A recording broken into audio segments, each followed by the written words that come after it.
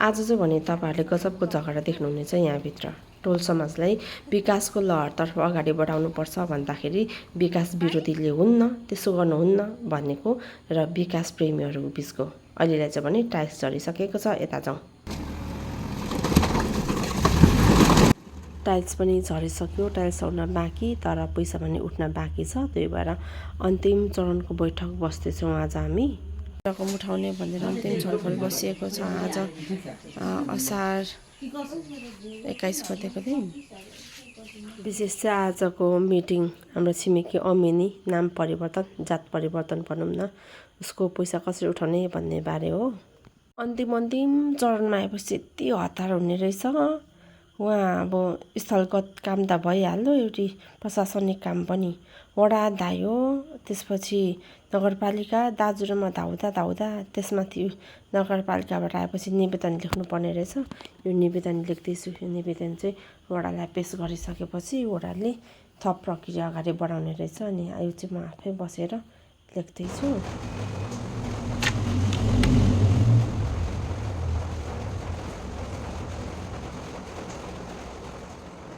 हामी यो दिनको प्रतीक्षामा थियौँ। डस्ट झार्यो टाइल्स लाउनको लागि। यो डस्ट लगाएपछि मात्रै टाइल्स लाउँछ अरे नि त। कस्तो मजाले सर्लक्क रेड कार्पेट जस्तो बिचमै रेड यो टाइल्स बिछाएको छ। अनि त्यसपछि थप अन्य गर्ने रहेछ। रमाइलो छ। वेलकम लेखिदिउन भन्दा वेलकम लेखिदिन भने मिल्दैन रे। अनि पर हामीले यस्तो विचार गरेन कि मैले तपाईले के विचार गर्नु हैन। वेलकम हामी मधु भाइले हामी सबैजना कति रहरै छौँ है। कति रहर लागेको के गर्ने भनेर छलफल सुनौँ न। यो त माछी काटेर चाहिँ यसमा चाहिँ नहुँदो रहेछ।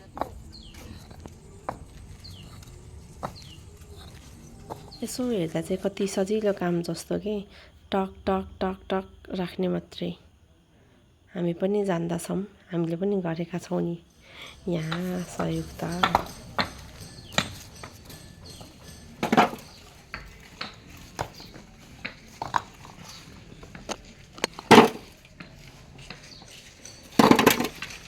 हामी धेरै र बस्नुभन्दा लुसो काम अलिअलि भए पनि भनेर हामी पनि काम गर्न थालेको नि। अन्य पनि गरिएको छ।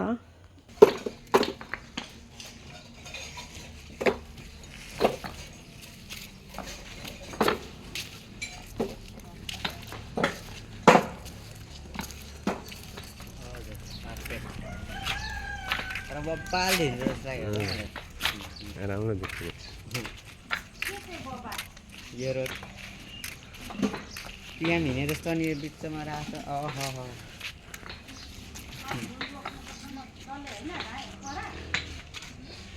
गर्मी पनि के साह्रो हो। गर्मीले तिर्खा लागेर चिसो त कति मजाले जान्छ भने फेरि गर्मीमा। आज फेरि वडाबाट अनुगमनमा पनि आउनुभएको थियो कि। अनि म चाहिँ कुदेर वडा पुगेको क्या। वडामा काम परेर अनि पछाडि चाहिँ हुनुहुन्छ हाम्रो निर्माण सहयोगी मामा अनि हाम्रो अरुण सर इन्जिनियर हुनुहुन्छ वडाको। अनि आज चाहिँ अन्तिम भान्जी यो सकिन्छ भन्दै हुँदैछ मामाले। अनि गर्दैछु। आज चाहिँ यो बाटोको उठाएको पैसा म दिन्छु, घरमा आउनु हिसाब किताब गरौँ भनेर बोलाएछ। म चाहिँ नगएको खासमा। धोका दिइहालेछ नि।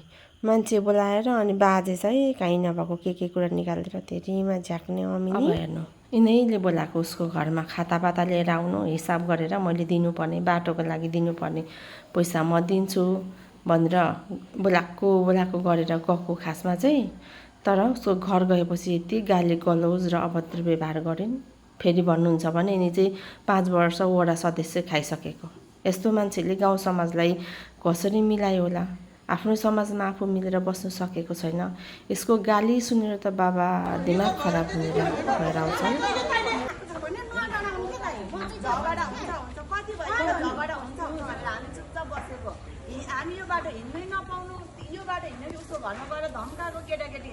भन्नु हुँदै थियो यसको बेहोरा छैन, घरमा बोलाएर अनेक आरोप लगाउँछ, अनेक भन्छ, नजानु भन्नुहुँदै थियो। बोलाएको गरेर गएको हेर त।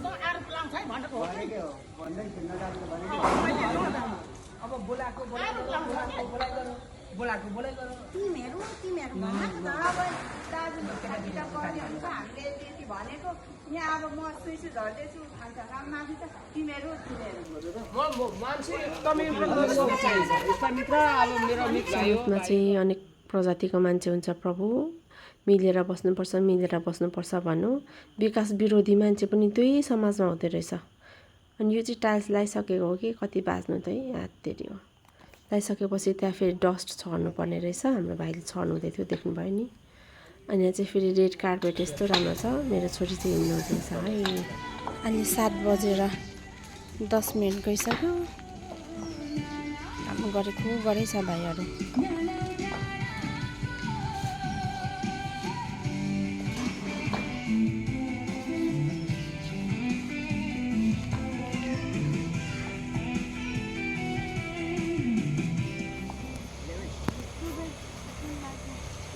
लु हाम्रो प्रोजेक्टको पैसा लगानी गरेको एरिया जति चाहिँ काम सकियो अनि अब यहाँ साइडमा भाइहरूले डस्ट छरिसकेर प्याकिङको काम सुरु गरिसक्नु भएको छ यो चाहिँ छेउछेउमा प्याकिङ गर्नुपर्दो रहेछ प्याकिङ गर्ने भन्दो रहेछ यसलाई चाहिँ यो टाइल्सहरू चाहिँ नसरोस् भनेर यो यसरी प्याकिङ गर्नुपर्ने रहेछ यसलाई चाहिँ प्याकिङ गरेको यसलाई